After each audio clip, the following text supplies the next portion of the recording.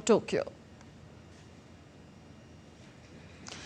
Prime Minister Narendra Modi has rounded up his 15th annual summit with the Japanese delegation. He said that India-Japan partnership is rooted in mutual trust. In fact, the partnership has grown in various fields. He complimented Prime Minister Shigeru Ishiba for welcoming him with great enthusiasm. Earlier today, Prime Minister Narendra Modi also attended the Economic Forum, India-Japan Economic Forum, where he said that India-Japan partnership has grown by leaps and bounds. Let's listen. Visit of the Prime Minister of India to Japan for the 15th annual summit. We are also joined by our ambassador to Japan, Sri C.B. George, as also Joint Secretary East Asia in the Ministry of External Affairs, Sri Gaurang Lal Das. Before I give the mic to Foreign Secretary to brief you on today's developments, when you ask your question, when we give the floor to you, please do identify yourself and your organization, and then you can ask your question. With that, I give the floor to Foreign Secretary for his opening remarks. So the floor is yours. Thank you, Ranveer. Good evening, all. It's a relatively late hour in Tokyo for briefing, but glad you could all make it. As you all know, Prime Minister Shri Narendra Modi is on a two-day visit to Japan for the 15th annual summit with Prime Minister Shigeru Ishiba. Prime Minister is accompanied by a high-level delegation. The Prime Minister arrived in Tokyo early this morning and received a very warm and festive welcome by the government and people of Japan, as well as the representatives of the Indian community here in Tokyo. The first engagement following his arrival was in the afternoon, which was the India-Japan Economic Forum, which was attended jointly by Prime Minister Modi and Prime Minister Ishiba. Both of them addressed the captains of Indian and Japanese industry. This was followed by a few meetings between the Prime Minister and senior and leading political personalities of Japan. Former Prime Ministers Suga and Kishida called on the Prime Minister and discussed issues of mutual interest relating to the bilateral relationship and regional and global developments. This evening, the Prime Minister was received by Prime Minister Ishiba at Kantei, and the two leaders spent nearly 2.5 hours together, during which they held delegation-level talks and witnessed the exchange of agreements and understandings between the two sides, addressed the press, and Prime Minister Ishiba then hosted a dinner for Prime Minister Modi. Overall, I would say that the message emanating from the visit and the understandings that have been reached between the two sides is very, very clear. Japan today is one of India's most valued and trusted friends. It is a partner for us in our journey towards Viksit and Atmanirbhar Bharat, a developed and self-reliant India. The fundamentals of our partnership remain strong. Both countries have made giant strides since our ties were elevated to a special strategic and global partnership in 2014. In addition to bilateral issues, the two prime ministers also discussed the regional and global situation, and it was clear that in the midst of considerable geopolitical flux, the ties between India and Japan remain a pillar of stability in the international system. The highlight of the visit is definitely the very broad range of outcomes, which you would probably already be familiar with by now, but these are outcomes that I would characterize as steering the relationship into the next decade, and in many ways laying the foundations for progress and prosperity of the next generation of people from both India and Japan. So allow me to take you through the most important outcomes that we have seen today. Both leaders today exchanged the joint vision for the next decade. This is a 10-year strategic roadmap in economic and functional cooperation between the two sides. This happens to be the 8th decade of our diplomatic ties, and in order to give new vigor to the relationship, both governments have decided to advance cooperation across 8 pillars.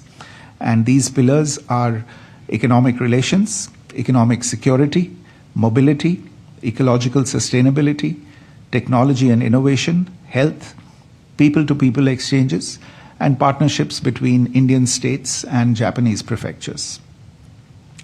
The other document that I would invite your attention to is the Joint Declaration on Security Cooperation. This is an enabling framework for India and Japan to better respond to contemporary security challenges. As you're aware, security cooperation between our two countries has been growing steadily over the last few years. The Joint Declaration now puts a framework around this cooperation.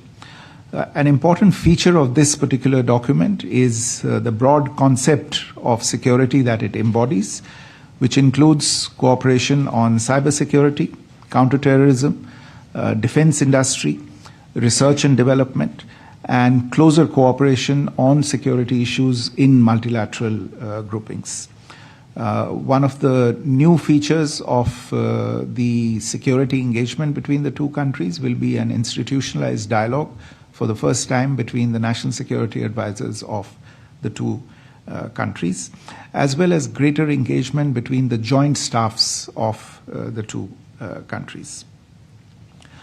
On a third aspect, there is an Indian diaspora in Japan, but the mechanics of how to leverage this better has been a subject of discussion between both governments.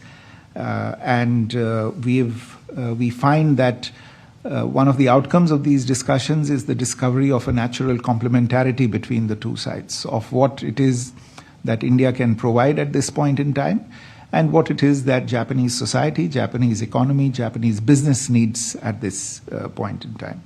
So Japan has a dynamic economy, but also faces a labor shortage in certain specific sectors. And India has a large pool of skilled and semi-skilled personnel who can fill the need in precisely some of these sectors in Japan.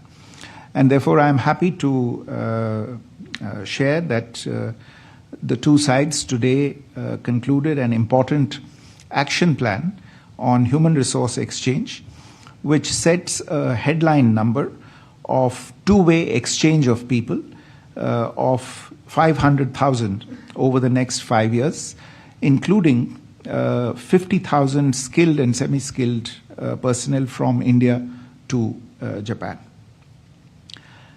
We have also issued a joint statement titled "A Partnership for Security and Prosperity for our Next Generation," and you can find this on the website of the Ministry of External Affairs. Both leaders reaffirmed their commitment to a free and open and inclusive Indo-Pacific that is peaceful, prosperous, and resilient. Prime Minister Ishiba reaffirmed that Japan stands with India on the issue of cross-border terrorism. Business linkages lie at the heart of our partnership. Several Japanese companies have had enormous success in India, and Prime Minister recalled this while addressing the India-Japan Economic Forum this afternoon, and he deeply appreciated the role of the private sector and industry in bringing our two countries closer together for the mutual benefit and prosperity of our two nations. You're familiar with the investment target from Japan to India that was set some time back of 5 trillion yen. Today, it was decided to set a new target of 10 trillion Japanese yen investment, or $67 billion of private investment into India. At the business forum, which was held yesterday, the private sector also announced several MOUs and agreements. I think there were about 150 MOUs that have been inked in the last 2 years since the last summit in sectors such as automotive, energy, aerospace, semiconductors, and human resources. And the cumulative value of these MOUs and business partnerships is over $13 billion, which is reflective once again of the confidence that the business pillar has in our relationship. Turning to a couple of other aspects of the outcomes today, supply chain resilience is a subject that both countries have been discussing for some time. There is an understanding between the two of us that there is a need to collaborate more, especially on the strategic sectors of our economy. In view of this, both sides launched an economic security initiative, which identifies 5 priority sectors which will receive concentrated attention from the two sides. These sectors are semiconductors, critical minerals, pharmaceuticals, information and communication technology, especially telecommunications, and clean energy. We have issued an economic security fact sheet, which can be seen on our website as well, which captures certain ongoing collaborations as well as planned collaborations, which will contribute to resilient and diversified supply chains for both of our countries. We are living in the age of artificial intelligence, and both leaders therefore recognized that AI is a revolutionary technology that is poised to transform our societies and economies. Both the prime ministers launched the Japan-India Artificial Intelligence Initiative, which will strengthen collaboration on AI, particularly on things like large language models, data centers, and AI governance. Prime Minister also invited Prime Minister Ishiba for the AI Impact Summit, which India is hosting in February 2026. Both the Prime Ministers today acknowledged that we need to celebrate and also intensify the partnership that is blooming between our states and prefectures, and decided to launch the India Kansai Business Forum and the India Kyushu Business Forum to infuse greater energy into our business linkages at the grassroots level. In a unique interaction, tomorrow morning, the Prime Minister Modi will address the governors of several Japanese prefectures here in Tokyo tomorrow, and invite them to develop partnerships with India. The two sides also today concluded a range of MOUs in sectors such as clean energy, critical minerals, digital technologies, space, cultural exchanges, environment, and diplomatic training. And here, before I close, I would like to mention 4 of these agreements in particular. I think it total is more than a dozen, but I would like to highlight 4 agreements. The first is the implementing arrangement for the landmark collaboration between the Indian Space Research Organization and JAXA on the Chandrayaan-5 mission. This was exchanged in front of our leaders today. The critical mineral sector is a big priority, as I said, Japan has advanced technologies and India has resources. The Memorandum of Cooperation on Mineral Resources, which was concluded today, will lead to much more meaningful cooperation in this strategic sector. Thirdly, the joint crediting mechanism will promote Japanese investments into India and contribute to reduction of greenhouse gas emission, as well as help in India's energy transition. And finally, the India-Japan Digital Partnership 2.0 will strengthen our collaboration in digital public infrastructure, digital talent, and joint R&D in futuristic technologies. You can see a full list of these MOUs on the website of the Ministry of External Affairs. Both leaders also positively appraised the progress that is being made on the flagship Mumbai-Ahmedabad high-speed rail project and resolved to continue cooperation for the success of the project. They also launched the Next Generation Mobility Partnership, which would leverage the strength of Indian talent and Japanese technology in the infrastructure, logistics, and mobility sector, particularly railways, aviation, ports, and shipping. Tomorrow, as is tradition during the annual summit, the two prime ministers will together travel out of Tokyo. Tomorrow, they will visit Sendai in Miyagi Prefecture. Prime Minister will also visit the Tokyo Electron Factory, which is one of the world's leading semiconductor equipment manufacturing firms. And Prime Minister Ishiba will host lunch for Prime Minister Modi in Sendai itself before the Prime Minister leaves for the next leg of his visit. So once again, to sum up, I think the objective and the ambition of this visit has been to infuse much higher levels of aspiration and momentum into our special strategic and global partnership. And really, this summit has been about greater ambition, a stronger and clearer vision, and a reaffirmation of the strength of the all-important India-Japan partnership. Let me stop there, and I'll try and answer a few questions. Thank you. The floor is open, so please. Yeah, we have a question right behind, yes. Good evening, sir. I'm Shubhendu Ghosh from DD India. There is a reference to a joint crediting mechanism. Could you simplify what does that entail? Thank you.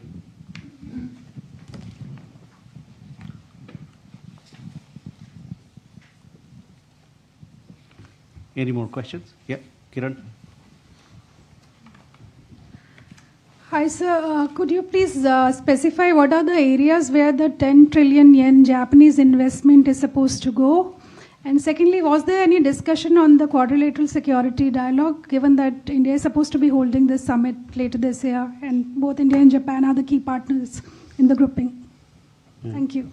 Sarjana, please do announce, please announce yourself, your name, and as also your नमस्कार organization. Sir, मैं सर्जना शर्मा हूँ Sanmarg newspaper से.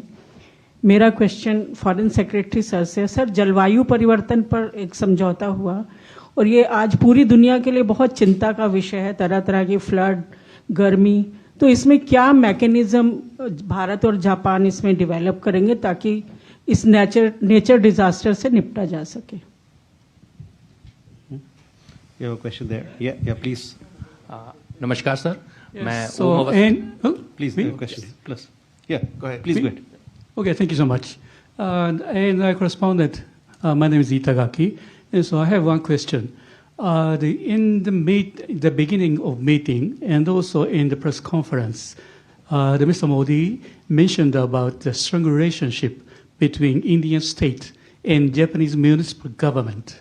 So that is a little bit big surprise for most of Japanese media.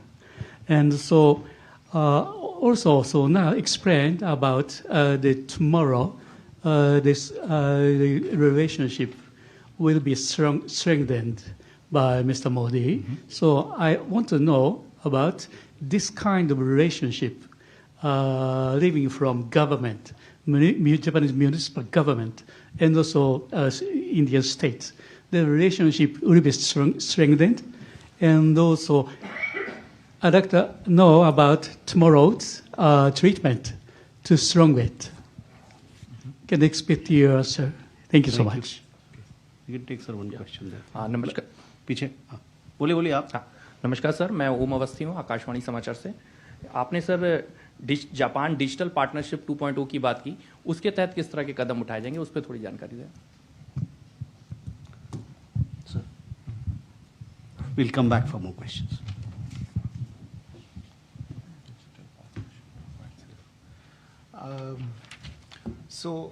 This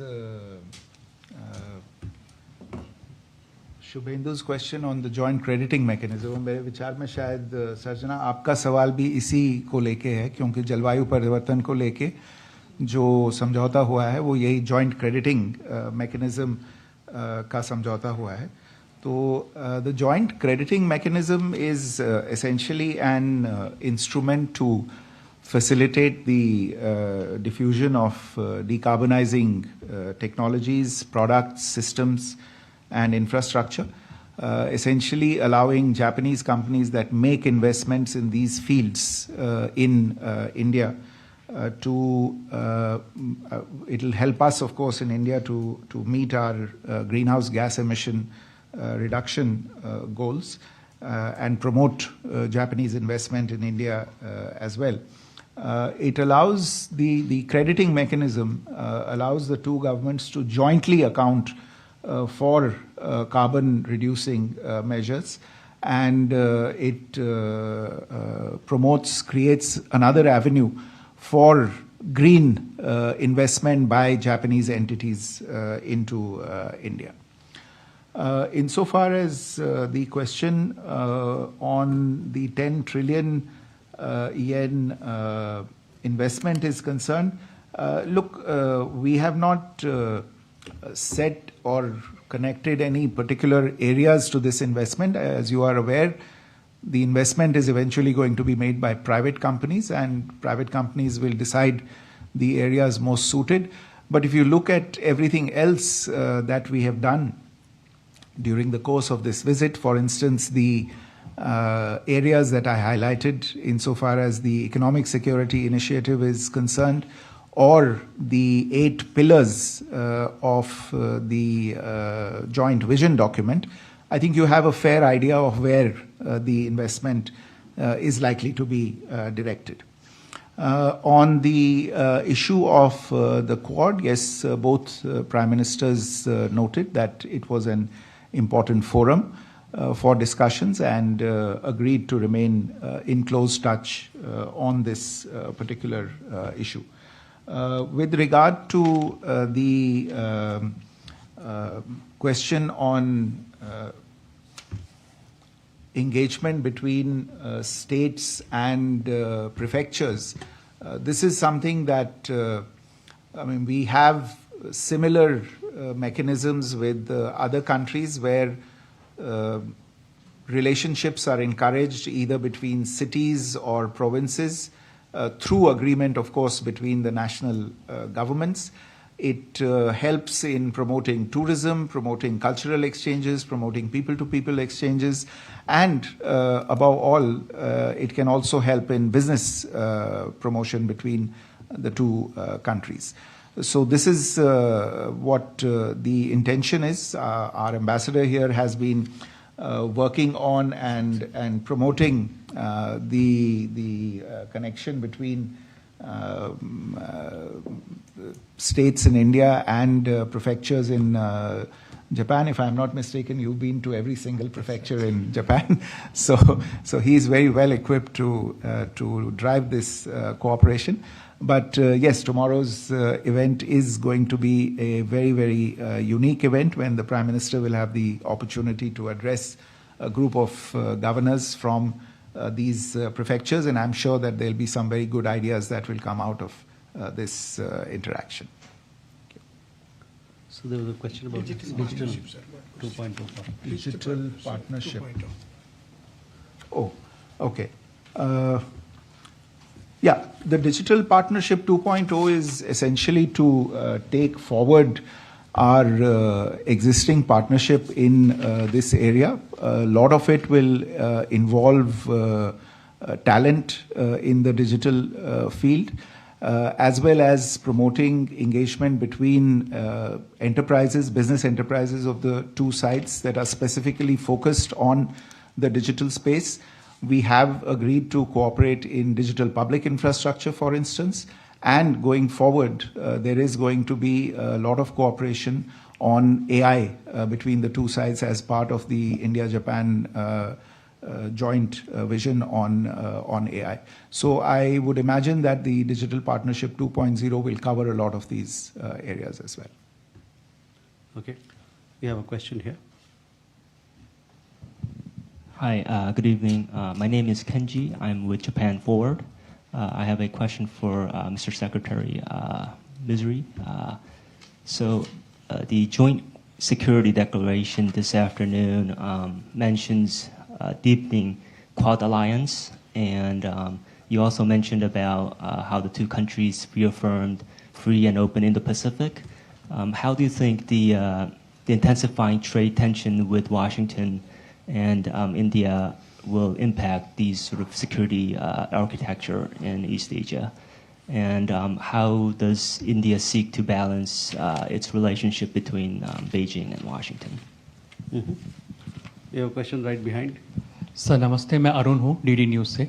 सवाल मेरा ये है कि जब दो लीडर्स मिले थे तो यूएस टैरिफ्स को लेकर के कोई जिक्र हुआ था, क्योंकि जब सप्लाई चेन डिसरप्शन की बात करते हैं और एक तरह से पूरी दुनिया से प्रभावित है जो टैरिफ्स लगाए गए हैं, तो क्या इसका जिक्र हुआ दोनों लीडर्स के बीच में sir? Please. I'm Iwata from Sankei Shimbun, Japanese newspaper. Did Prime Ministers discuss U.S. tariff issue? You have a question there, yes. मेरा नाम पूनम है, मैं आईएनएस मीडिया से हूँ। सर मेरा सवाल भी टैरिफ को लेकर है कि क्या बातचीत हुई है, क्योंकि जापान नेगोशिएटर का भी जाना कैंसिल हो गया है, तो क्या स्टैंड इंडिया के साथ है? ठीक। Last question there behind, yes. Sir, you talked about Chandrayaan Mission 5. अपना नाम बताइए। Sir, I'm Rajneesh from ANI. So, what kind of technological support is expected from Japan? Can you just elaborate on it?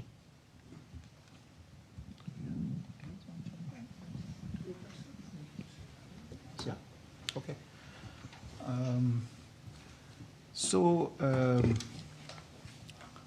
I think the first question was primarily on the joint declaration on security cooperation between the two countries, and then I think there were a number of other issues that you brought into that question. So insofar as the joint declaration on security cooperation is concerned, obviously the idea is to take forward the engagement that is there between the two sides right now to contribute to each other's defense readiness and capabilities through the existing channels of engagement between the two sides. We also have shared goals in maritime security. There is a very robust program of defense industrial cooperation between the two sides. We also want to work closer together on combating traditional and non-traditional threats, and to engage more closely in exchanging views on developing security threats in both regions. Now, the joint declaration will obviously help put an institutional framework around all of these discussions, and we look forward to this particular engagement with Japan. You referred to tensions, other tensions. I think at this point in time, our discussion with Japan is about our bilateral issues. We were not discussing issues between either one of us and any third country. And therefore, I would not be in a position to talk about the impact of issues between two other capitals that are not in the room today. Today's discussions were more about, as I said, the broad vision for the India-Japan relationship, what we are doing together. Naturally, what is happening in the rest of the world is discussed, but today's focus remained squarely on our bilateral cooperation. I think all the other questions really are related to the tariff issue and whether tariffs being imposed were discussed between the two of us. I can share with you that both the Prime Ministers exchanged views on the global situation, the impact that some of these moves have had, and how that essentially creates the ground and the logic for closer cooperation between India and Japan, especially in the field of business, the economy, supply chains, making them more resilient, diversifying our resource bases and our supply chains as well. So that was the thrust of the conversation today. Insofar as Chandrayaan 5 is concerned, the Chandrayaan 5 is also known as the LUPEX mission, the Lunar Polar Expedition. It's a very special mission. It will build on India's successful landing on the south pole of the moon, and the idea is to look together for signs that might support human habitation on the moon. But our space collaboration is not just limited to this one expedition, but it also includes plans to explore other planets together by synergizing our strengths. And the Chandrayaan 5 LUPEX mission will be a major short-term milestone in India's own lunar odyssey, lunar exploration odyssey, which also incidentally envisions Indian astronauts landing on the moon by the year 2040. So the signing of the implementation arrangement today will fast-track progress on this particular issue in the coming times. Thank you. With that, ladies and gentlemen, we come to the close of this press briefing. Thank you very much for your presence. Obrigado.